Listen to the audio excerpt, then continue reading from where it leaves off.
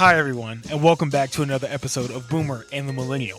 We're thrilled to have you with us as we celebrate a special milestone, our 5th anniversary show. That's right, Armondi. From our very first show during the pandemic, from our island in the kitchen to a live remote from the island of Jamaica.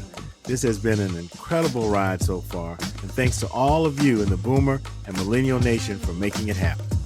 And of course, you know we can't have an episode without diving into the world of entertainment.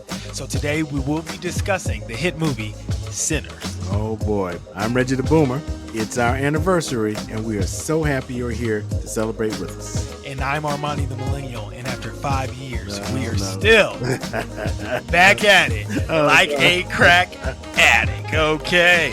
Come on, let's get it popping. Happy 5th anniversary. That's crazy. 5 years. Yeah. Look on the screen. We're back at it. Back at it like some crack addicts. I didn't put that part on there. You know, we are back at it. What is understood doesn't need to be said.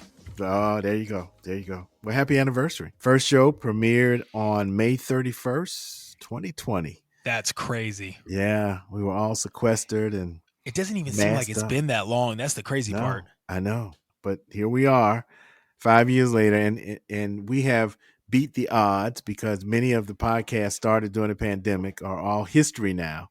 So we're one of the few that have maintained and are still here thanks to you listening right now and sharing and joining us and subscribing on Podbeam or wherever you are. We appreciate that. Yeah, shout out to all the followers on Podbeam. No, but for real though, we do appreciate the love. We appreciate the follows, the questions, the shares. Yeah. Just subscribing and tuning in, and none of this would be possible without the people listening. We would literally just be talking, which we would probably still do, but it's nice that we're not crazy. You know what I mean? Yeah, right. So it's cool to know that you guys want to hear what we have to say and are interested in our lives and what we talk about. So you don't have to be here, but you are here. So we appreciate it and we love you guys. Yes. So it's our 5th anniversary, and what we thought would be kind of fun to do is to talk about our favorite shows and then air a little snippet of it. But remember that all of our shows from day one to up till now, even this one, as you listen, are all archived at our website, boomerandthemillennial.com, and also on all the platforms too. You can pull up any of the past episodes. So if you hear something that kind of piques your interest and you hadn't listened to it before, we encourage you to go back and take a listen. So, a couple of shows. I think our first show is definitely on the list because that was something we had talked about doing.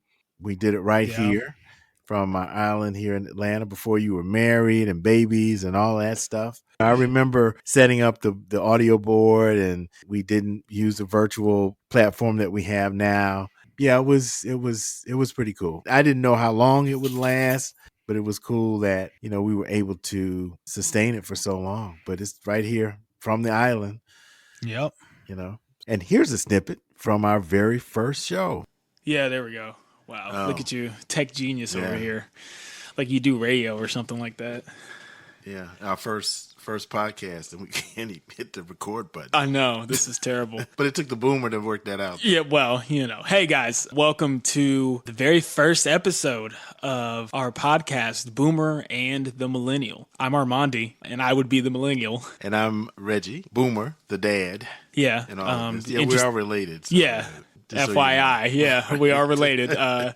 So we had this idea of doing this podcast, and we hope that you will enjoy it. No, but I'm excited though, because I've always wanted to have a podcast. I never thought I'd have one with my dad, but hey, he really wanted to get into it. Got all the equipment, so why not? Yeah, well, I think we get along well. Yes. So it's better than taking your dad on your first date. Yeah, that's also. It could be worse. It could be a lot worse. But we're here. I guess a lot of you might be thinking, well, what is the purpose of this podcast? Why are we here? If you may be wondering why the title is Boomer and the Millennial, it's not just because I'm a millennial and my dad's a boomer. The podcast, we're going to be talking about a bunch of different things going on in the world, from politics to sports to entertainment, a bunch of different things, different cultural things.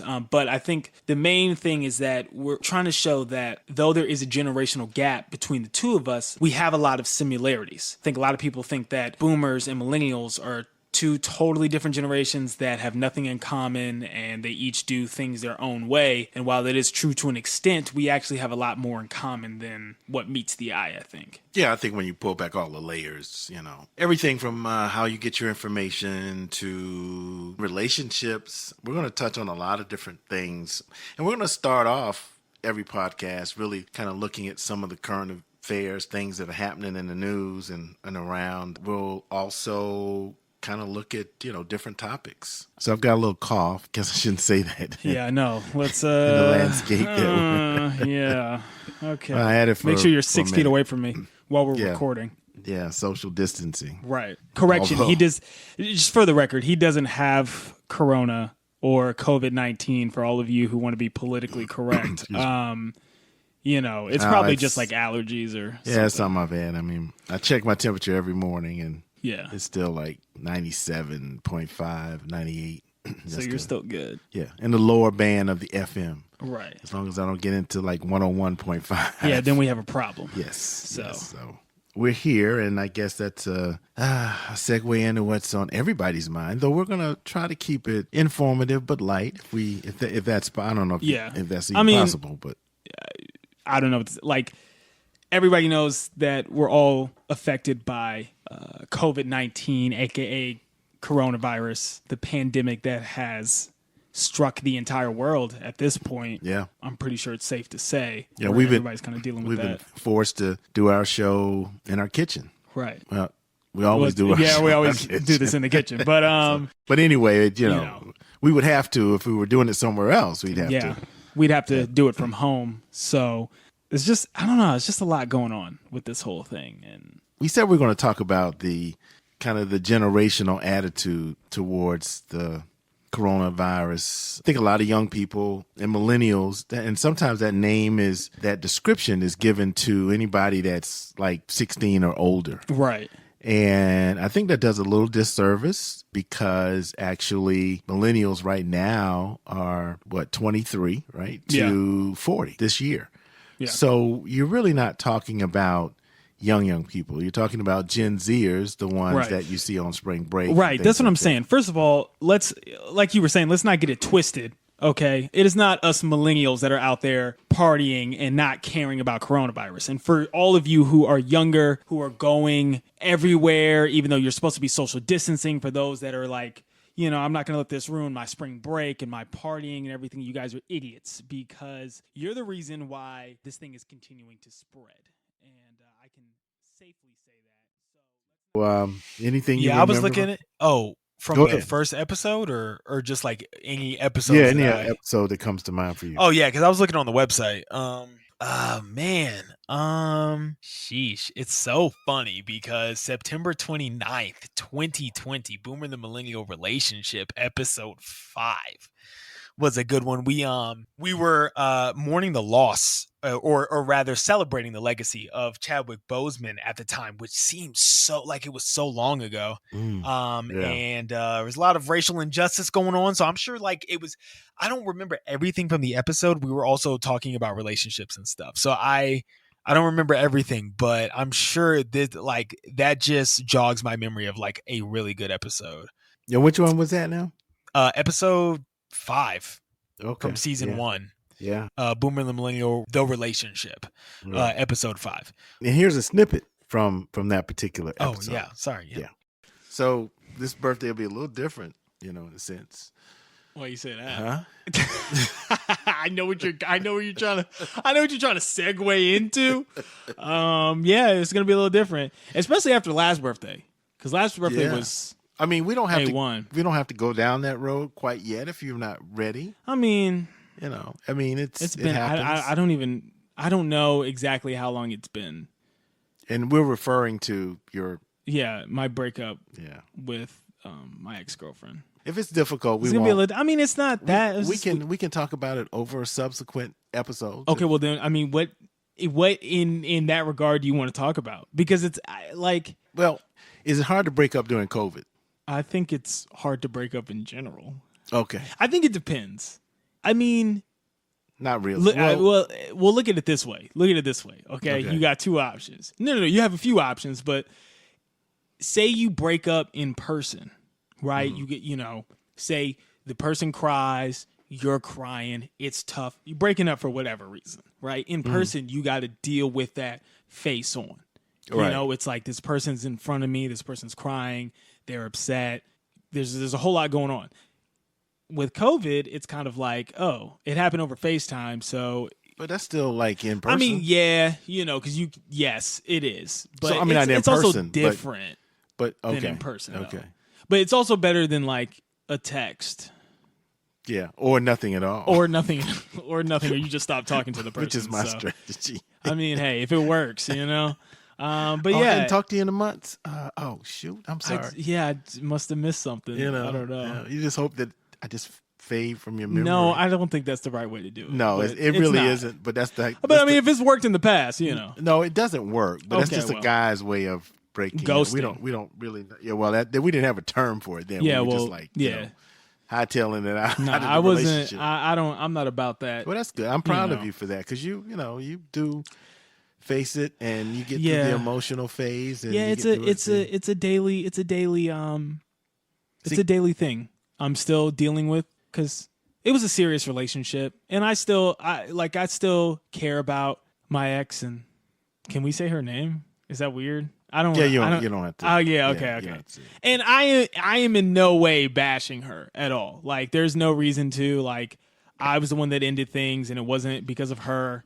You kind of hear that whole cliche thing. It's not you, it's me, but it really was me. And just feeling like, I don't know. I just wasn't really happy, not necessarily in the relationship, just with myself and other things going on in my life. And I think I just needed some time to focus on me. I think a lot of my life, I've been in relationships. I had been focusing on making other people happy, which there's nothing wrong with that. Like, it's good to put others before yourself sometimes, but I think I was doing it so often, and that's just what I was used to. That's kind of the type of person that I am. So I was getting to the point where I was feeling like I don't know. I needed some time to focus on me and to just love myself better and learn to be alone and be okay with that. Because I hate being alone. I'll be honest. Well, good thing you're here with us. Right. That we ease the pain a little bit. Yeah. Well, yeah. I mean, no, you guys have been very helpful and everything. It's just a daily thing. It's just a lot of emotion was involved, and I kind of sprang it up out of nowhere, which didn't help.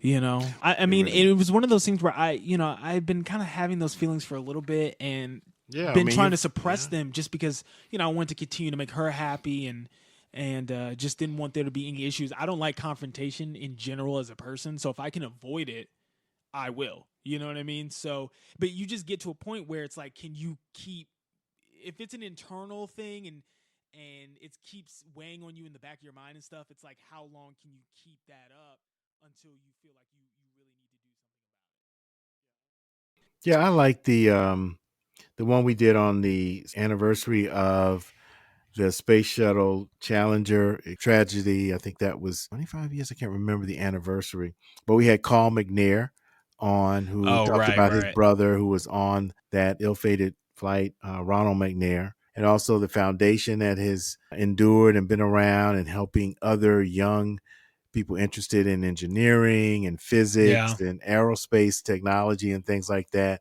providing scholarships. And so it was pretty cool learning about his brother and how they grew up and how inquisitive he was and getting kicked out of the library because he had too many books. So it was really interesting. And here's a snippet from Challenger anniversary episode. Well, I do have a question. There's that story you tell about kind of your brother being a part of the social justice movement at 9. The library. Yeah. Were you there? Were you there when that happened, or? Listen, Ron Ron was a person who marched to the beat of a different drummer. If he decided to do something, he's not going to broadcast it. He's just going to go and do it. He's going to do it, yeah. And so, what happened? What happened on that? Well, Ron was always, from a very young age, a very studious person. He had a thirst for knowledge, and he went out of his way to get materials to read that would basically feed that insatiable appetite, if you will. So this one particular day, he decided that he was going to go to the public library. Now, understand, the way we got our books, there was a bookmobile. Oh, I remember the bookmobile. No, I don't. I did not know that was a thing. Bookmobile. Yeah. So it's a library on wheels, is what you're saying. Exactly. Yeah. Library on wheels. But you got the books you got was what they had on the bookmobile. Yeah. I remember that. Yeah. That's how that worked. Okay. There was segregation. The law of the land is that separate but equal. Equal. Yeah. All right. Time. So we didn't, the library didn't belong to us. It was public funds, our tax dollars paid for it. Right. So this one day, 9 years old, Ron decides that he's going to go and liberate a couple of books. He goes down to the library. He walks in, and all these white folks in there standing in line trying to check out books. They look around and kind of like, well, who is this Negro? Right. So he actually went to the physical library. He went to the physical library, and his goal was to get a couple of books. One is a science book. So he got in line. He got to the front of the line, and he told the librarian why he was there. He wanted a couple of books. The librarian looked at him and said, "Young man, this library is not for coloreds. Now, if you don't leave here right now, I'm going to call the police." And Ronald looked at her and said, "I'll wait." And he hopped up on a counter next to where she was sitting, kind of like I don't know whether you thought the policeman was going to come there and give him the books, or I don't know if he was thinking about going to jail or nothing. But right. So meanwhile, in a small town, everybody knows everybody. So they know Pearl McNair. Now she's a school teacher. So everybody knows the school teacher. Mm-hmm. So she gets on the phone and called my mom. And my mom, she said to my mother, "You need to get down here and get your son." I already called the police. And as Southern mothers are, she came down there praying all the way. Oh, Lordy Jesus, please don't let them take my son to jail. So she comes down there, comes in the library and asked what was the problem. The librarian told my mother that your son trying to check out books, and he doesn't belong down here. Now, in the meanwhile, a couple of burly cops walks in, looking for trouble. Somebody obviously down there making trouble. So here they walk in and they says, where's the problem? What's the problem? Look down and see a little old kid wearing big old glasses or what have you. And she said, "Well, he's trying to check out books, and he doesn't belong here." And they told her, this doesn't look like real police work. Why don't you just give the kid the books? Mm-hmm. And my mother said, "Well, he'll take very good care of them." And she reluctantly scrolled a few things on his little card and actually gave Ron the books. And as Southern mothers, we always want our children to be polite. She said to Ron, "What do you say?" And Ron said, "Thank you, ma'am," and grabbed his books and left the library. Now, that was in October of 1959, obviously a long time ago. Wow. In January and February 1st of that next year, 4 young men from North Carolina A&T State University decided that they were going to go down to Woolworth and liberate themselves some food.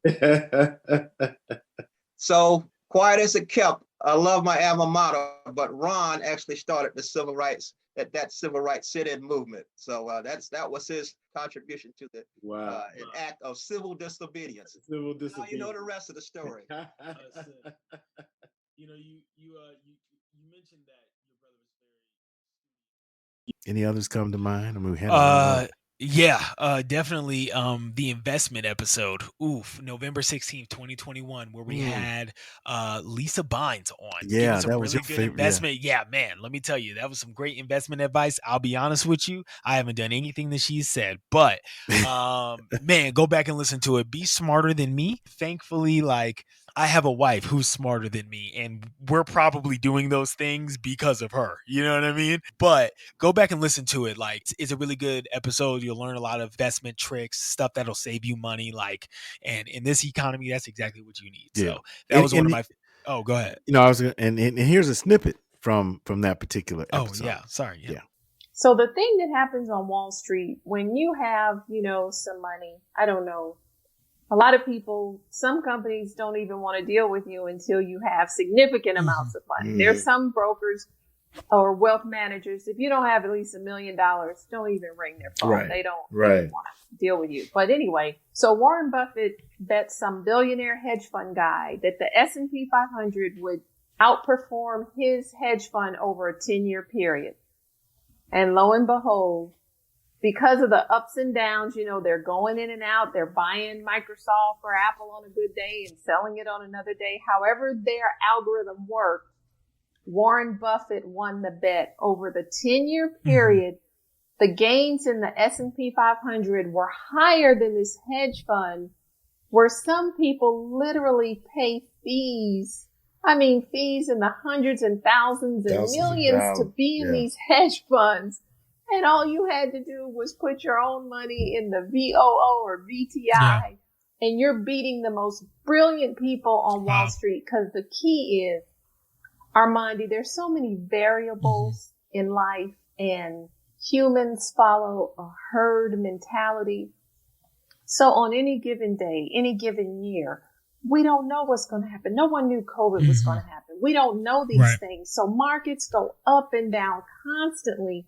But when you look at the historic trajectory, they go up. The U.S. market, now there's not another one in the world I've seen as consistent as this one.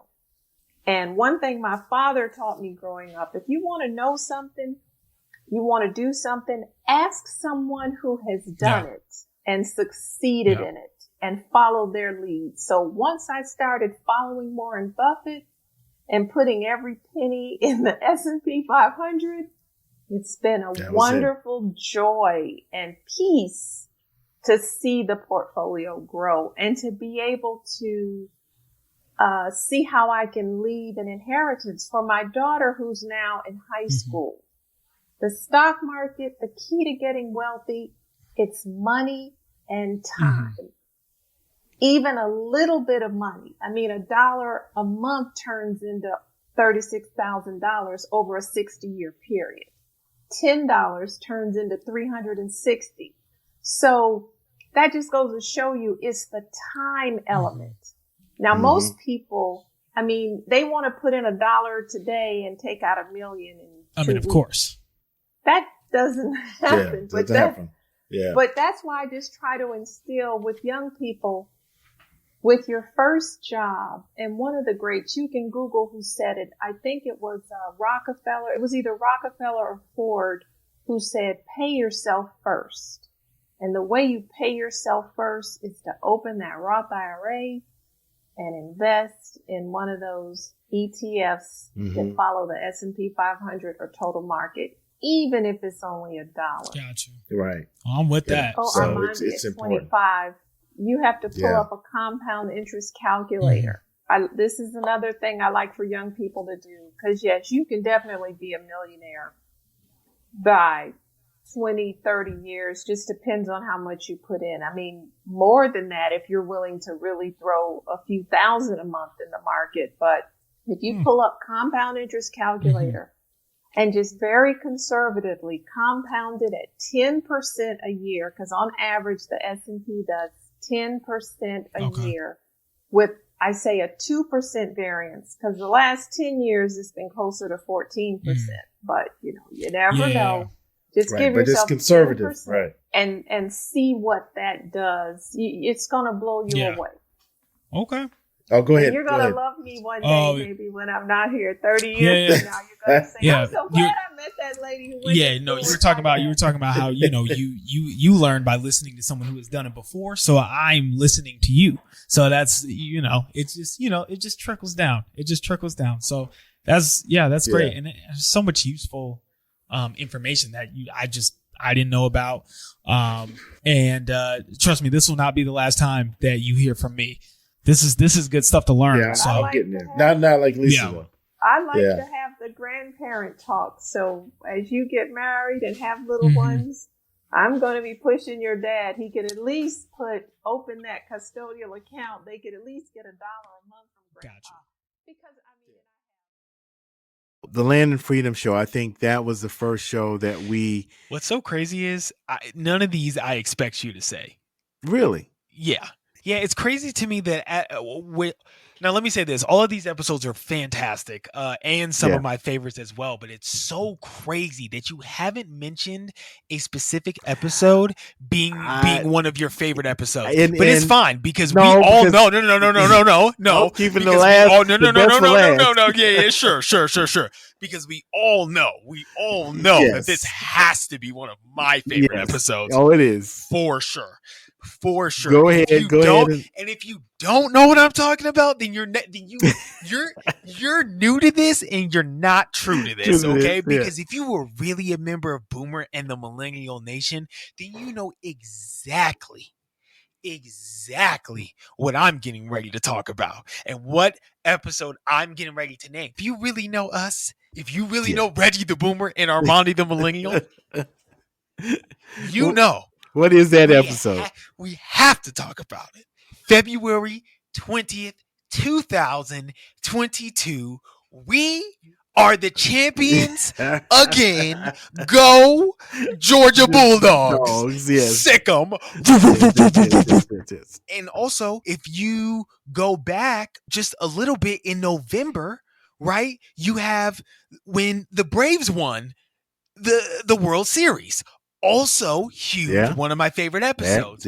But nothing feels sweeter than winning after how many years has it been? 42.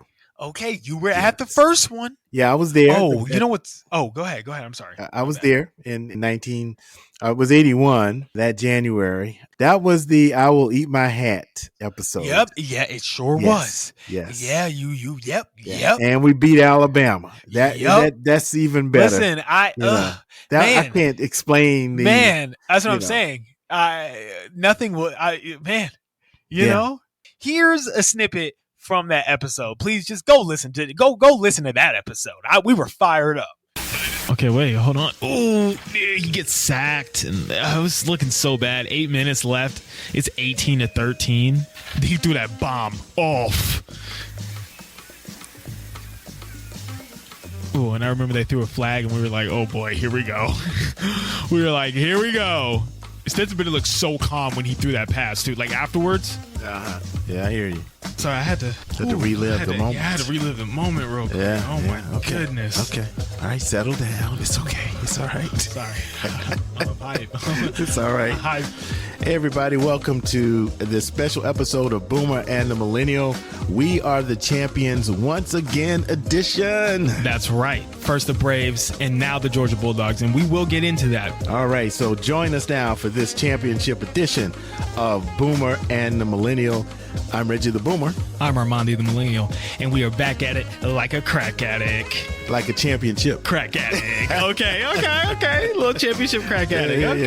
There you go. I'm just so hyped. I'm still, I just don't know what to say. Words can't explain how I feel after 41 years. But we're going to get into that, right? We're going to talk about the game. We're going to talk about it. We're going to talk about the past. Yeah. We're going to talk about the future. Yeah, absolutely. I can think of something to say, but a few things to say. Oh, well, there's something we can definitely sing. Oh. We are the champions again. And we'll keep on fighting till the end. We are the champions. We are the champions. No time for Bama, 'cause we are the champions. champions dun, dun, of the world. So once again, we get to sing the song. Yes, sir. Yes. Yes, sir. First the Braves. And now the Georgia Bulldogs. Absolutely. Yeah, welcome again, folks, and we are going to talk a little football. This is dedicated to the national championship. Yeah, this for the dogs right here. Yeah. Well, I forgot what one of the players said. He was after they won, he said, "Man, on the back is for my mama." He's talking about his last name on his jersey, right. and the front is for y'all. The G is for y'all. And I was like, I felt that. Yes, I felt that. Yes, and I'm gonna tell you, I felt it deep in my soul, knowing that it's been 41 years and having witnessed the last championship of the Bulldogs, having come so close so many times, and just thinking back to 1980, being at the Superdome in New Orleans, playing Notre Dame. And it really is a back and forth game. It was a very defensive game, and Herschel Walker coming through. Actually, he dislocated his shoulder, and they taped that thing back up, and he went back out there. Yikes. That was back in the day, right? Yeah, I think they were built a little different back then. Right. But that just culminated an undefeated season. I was just blessed to be able to witness that, to be on the field, to be in that whole, I think back now, because I was, Armondi, I was probably younger than you were back when this happened. And I don't think I can really remember the gravity of it all. I've celebrated. It was a wonderful thing. Yeah, right? yeah. But, it's like, okay. And then a week later we went on. Then you think, well, we'll do it again next year, which we almost did, but we didn't. Yeah. And then from that point on, every other year, you start the season as a Georgia Bulldog. Yeah. To get so close so many times, and particularly being in attendance at the last time we played Alabama. And the game had gone into overtime, so it was my birthday. It was rough, man. It was rough. Just, Yeah, because I know it was exciting to get tickets for the game, so shout out to Armondi for that. To be in a place where you're thinking everything is set up. We were in the lead.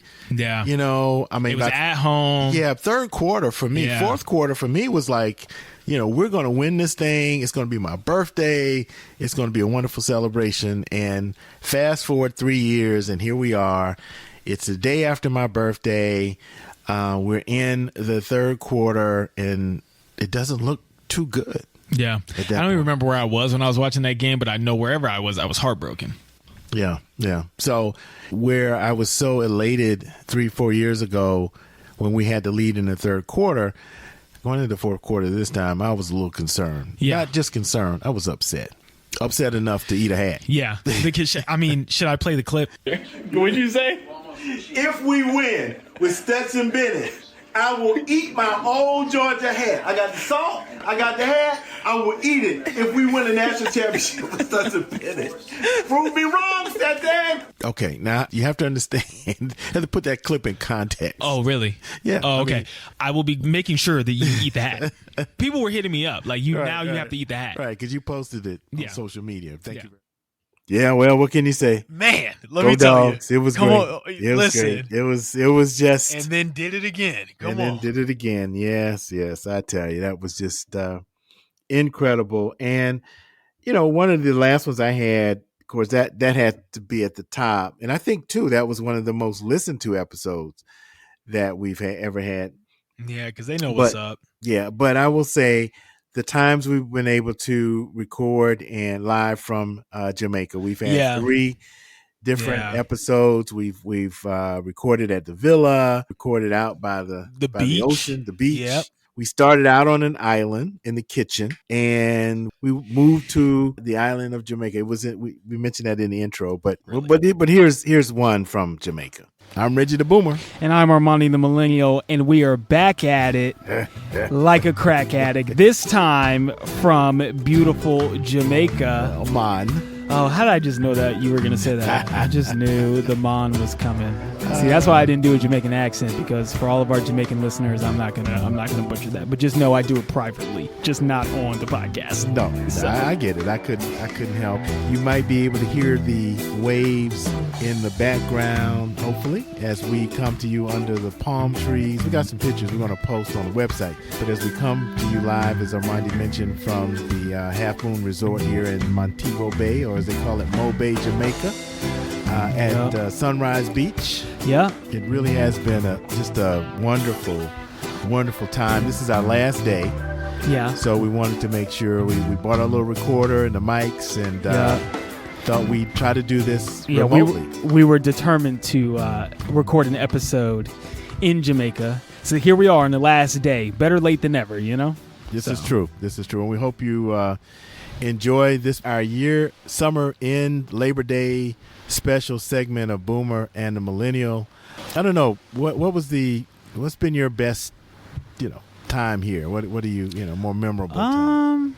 That's a good question. I mean, I feel like the whole time has been very enjoyable. Nia's parents were with us for a couple of days at the beginning of the trip before you guys got here. Right, the in-laws. Right, and that was pretty fun. We went on a tubing experience, which was very fun, and we were able to stay in the tube the whole time. They were really trying to knock us off. And the waves were kind of crazy. I'm not going to lie. We got airborne a couple times, but that was a fun experience. Also, just eating out with the whole family once everybody got here was also very enjoyable. Yeah. We've done that multiple times. And also, probably, the biggest highlight was maybe going on the boat. Yeah, we had that cruise. Yeah, we had like a little boat excursion, and that was really nice. A 3-hour tour. No, that's from Gilligan's Island. Oh, okay. I was like, for all you boomers out there, Yeah, okay. Yeah, there you go. Gilligan, the skipper, too. Okay, I'm sorry. Goodness gracious. But yeah, that was pretty fun. That was probably the best experience since we've been here, but the whole thing has been enjoyable. So yeah, and shout out to Regina. Yes, shout out to Aunt Regina. Yeah, for sponsoring this. And hosting it. And bringing the family together. It's been really, I enjoyed the boat ride. I mean, that was nice. And, they have a barbecue here. Matter of fact, we can see the area where they have a barbecue every Friday night, which is really nice. They have dances and flamethrowers and there's a couple times I thought he almost lit a tree on fire, actually. I know, right? We would have been talking about the Fire a Half Moon 2023 for a second, but but it's been nice. The weather's been nice. We've now really avoided 2 hurricanes. Franklin was to the west of the island and went north. And for those of you now, by the time this airs or we drop this episode, we would have experienced Idalia, which is the hurricane heading now to Florida. So we want to really pray for those that are in the path of the hurricane. We're just hoping that everybody stays safe. But we've seen it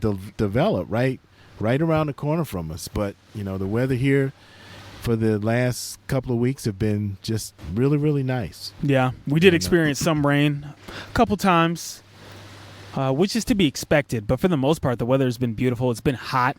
Oh, definitely hot. Yeah. Hot and humid. The sun has been blazing. Yeah. But, the water was warm. Yeah. Refreshing. Absolutely. And clear most days. Yep. Yeah, it was indeed a Jamaican vacation. Hold on, give me 1 second. Let me move over. Okay. I'm running from the sun.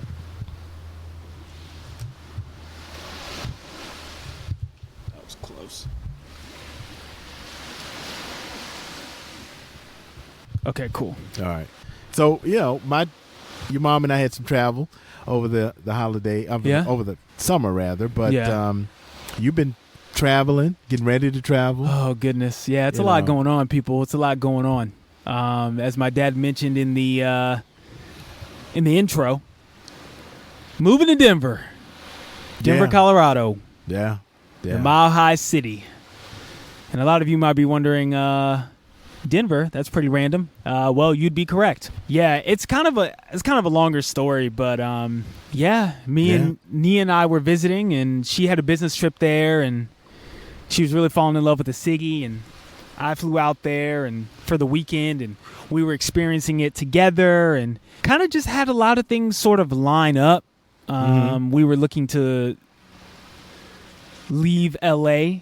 We had been there for 6 months, because of me working on the Upshaws, and then the strike happened. So I was working at Starbucks and everything. Still am working at Starbucks, actually transferring to a Starbucks in downtown Denver, right across from Union Station. So if you live in Denver and you hear this, stop on by. But a lot of things just kind of lined up during our visit. All right, Jamaica Mom. Yes. Any other episodes? Just go listen to them all. Go listen to all the episodes. Yeah, we love it. Whew.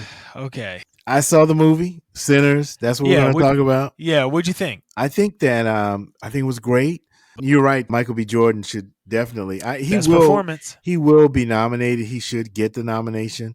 Yeah, we'll see. You know how the Academy be. Yeah, but that role, and to your point, I know you mentioned this after you saw it, and I totally agree that you kind of forgot that he was the same person. Yeah. I mean, they were two different characters. I'm really waiting for it to come out on like streaming services or so like you can watch it again. Yeah, or I'll even buy it. I'll buy it. I meant to go see it at least 2 more times, but I only saw it once. So I kind of want to it's going to be out of theaters, I'm sure, pretty soon. It had a great run. Shout out to Ryan Coogler, his best film by far.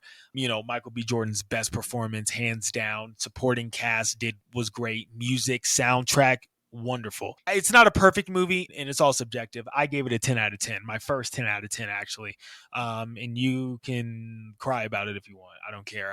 I thoroughly enjoyed the movie. I loved that it wasn't a vampire movie. I loved that it had so much substance in the first half. Really didn't get to the vampire horror part until the last quarter of the movie. It kind of reminded me of the whole Get Out. But it was kinda different though. No, I'm just saying that the pacing, I see, the messaging, what happened in the end. Yeah, it was just a good story. Let me just put it that way. It was just a good story, and that's what this was. It was an original screenplay, so it wasn't from a book or anything, as you mentioned before. It was a great story. I did hang around to after the credits, and then after the credits, and if you haven't seen it, which is wild, just stay in. Yeah, like if we say spoilers, like while we talk about it, like that's on you because you haven't seen it yet. So it's like, come on, you know what I mean? Go catch it while you still can because it's so good. I mean, and the messaging only seen in it it once, see it again. The messaging in it was great. The one part that I remember was interesting and it hit me was the scene with the Asian family and how they worked both sides of the street. Yeah. You know, they had the business on the black side and the business on the white side. I'm so glad you brought that up. Yeah, it was just amazing. That messaging alone was just something that is so prevalent. It's cool. Even and it today. Was real. And it was real, right? It was real back then. It's real now. And if you think of side note, story-wise, I think from a filmmaker's standpoint, so like sue me if you want to, but I went to school for film. Like story is my favorite part. Character development and like character arc as well as dialogue, but I'm also looking at the sound, I'm looking at the lighting, the cinematography, the set design, the costume design, which I loved. All of the things I loved. But what I noticed is that Ryan Coogler was really in his bag. Him, first of all, shooting on I believe it was 85 millimeter film, which for those of you who do not know, there are not a lot of films that shoot on 80 millimeter film, right? That's expensive, really expensive. And only certain movies are approved, or have the budget to be able to do that. Interstellar might be one of those. Inception also might be another one. Don't quote me on it. You can look up that list. But the fact that Ryan Coogler was able to do this, he was in his bag. Go see it in IMAX if you haven't. I haven't, but that's the best way to see it. But anyways, like that one scene you're talking about where she's working both sides of the street was a oneer. And like for those of you who don't know, no cuts. Right. So a oneer is a shot that's continuous. It follows like if you've seen the movie, it follows the wife from one store all the way, or the daughter going to get the mom, from the mom going from her store to across the street to talk to Smoke, right? Like that was all shot continuously. They followed her they followed a character the whole time. They didn't cut until after that scene, which is just, textbook filmmaking, cinematography. But I think this movie really showcased Ryan Coogler as a filmmaker and in his capabilities and not just story wise but also technically, which I really enjoyed. The music was fantastic. I don't know if you know, but Sammy's not an actor. Like that was his first movie, anything like that. He's a singer. Like he used to tour with her. the artist Her, who is also very talented. But he even learned how to play the guitar for the film, like blues and the music of that time and like where it comes from and like just the symbolism. Like we could go on and on, but yeah. I will say that for all the blues fans, to have Buddy Guy in this movie. Come on, spoiler. Well, I'm sorry, but that was right. that was so cool to have this blues icon be in the movie as one of the main characters as an older person. That was cool. So many things connected to this movie that I really liked. I'm glad I got to see it. Yeah. If you haven't seen it, go see it. And if you haven't seen it and it starts streaming, make sure that you watch it. Watch it, pay for it. It's a great movie. Yeah. So now that we're closing out our 5th anniversary show. Sorry, there goes Winston again. Yeah. But go ahead. I'm sorry. So we do have some big news. What we're going to do is take a little hiatus for the summer. Armondi's got a lot going on with the job and getting ready for baby prep in school. Also for me, working on a podcast that I've had in the works for a long time that's about prostate cancer. Plug yourself. Come on. Well, I mean, and one of the things we got to send them to that. Yeah, yeah. If You Are My Brother's podcast, it'll be on all the platforms.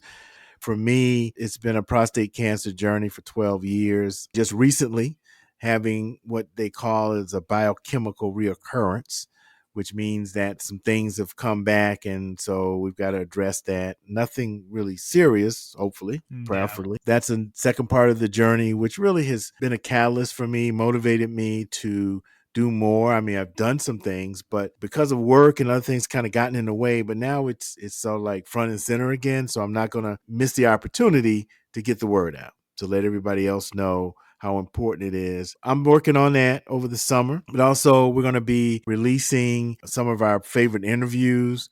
We know that the other parts of Boomer and Millennial are sort of timely. We deal with current affairs and sports and kind of thing, but we're going to release some of our interviews that we've had, some that we talked about as our favorite programs over the next month or so.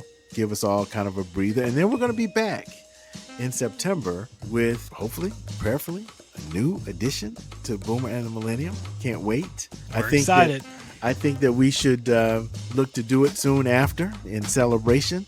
So we're excited to stay with us. I want to thank you for sticking with us for 5 years, for sharing all of our Boomer and Millennial Nation folk that are 1,000%. Thank you so much for making this happen. We are committed to continuing to do this, and you have grown with us during the last 5 years. We've gone through a lot, hopefully making a difference. So I want to thank you, and you can continue, right, Armondi, to listen to us on our website, boomerandthemillennial.com.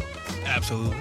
You can listen to us on all of the platforms, wherever you listen to your podcasts, from Spotify to Apple to Podbeam. Okay. Our favorite. And as we close out this 5th anniversary show, we always want to thank, as we do on each and every show, absolutely, our favorite musical group, the Dangerfield Newbies. Yes, the Dangerfield Newbies. Thank you, Jamal.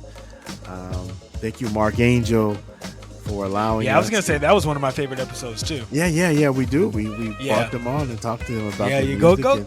Go listen. You got to go listen to it. Yes, absolutely. So, anything else you got as we... No, I mean, have a good hiatus. We're going to miss you guys, but we'll be back. Yes. And we'll be back. We'll be better than ever. And we'll have new things to talk about, new perspectives. Just excited for new guests to come. Yeah. So thank you again. And until we meet again, I am Reggie the Boomer. And of course, I am Armondi the Millennial. And we out. Peace. Peace.